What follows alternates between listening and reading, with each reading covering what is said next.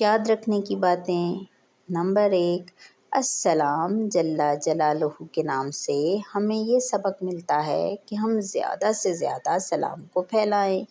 اپنے دوستوں، اساتذہ اور اپنے بڑوں کو سلام کرنے میں پہل کریں،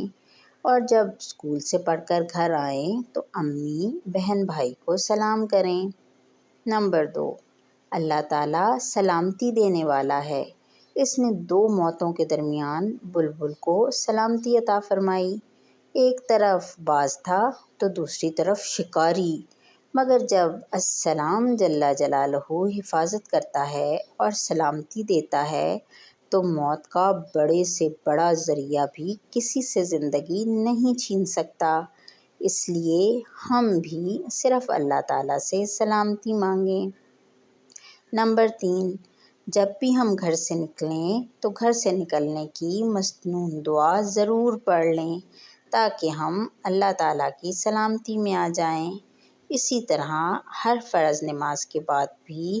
مسنون دعا جس میں اللہ تعالیٰ کے اس نام مبارک یعنی السلام کا ذکر ہے والی دعا بھی مانگنے کا معمول بنائیں۔